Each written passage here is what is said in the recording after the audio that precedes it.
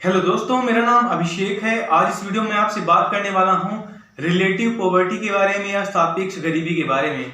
देखिए दोस्तों, ये जो सापेक्ष गरीबी है या फिर सापेक्ष, अगर आप कभी भी बात करते हैं, रिलेटिव की बात करते हैं तो आप किसी से तुलना कर रहे होते हैं। तो ये जो सापेक्ष गरीबी है, रिलेटिव पॉवर्टी है, ये आपके देश में अलग हो सकता है, आपके राज्य में अलग हो सकता है, आपके गाँव में अलग हो सकता है, आपके मोहल्ले में अलग हो सकता है। रिलेटिव पॉवर्टी ये है कि आप साफ साफ सामने वाले से तुलना कर रहे हैं।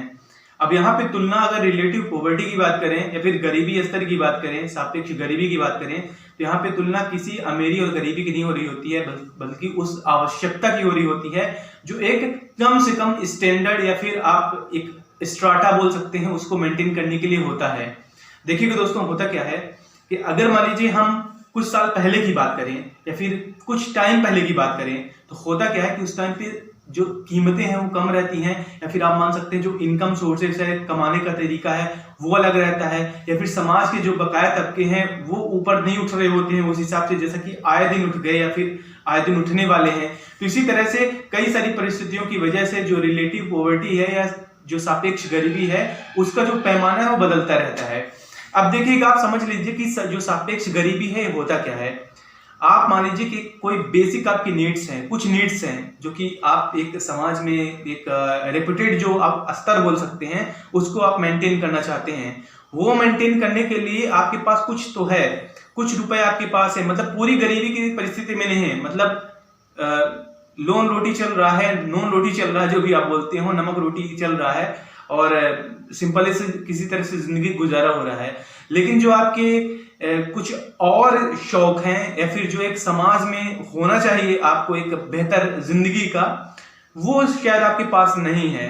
तो ऐसी परिस्थिति को आप क्या बोल देंगे कि आप गरीबी में हैं, you are in relative poverty condition, जो कि समय के साथ चेंज होता रहता है।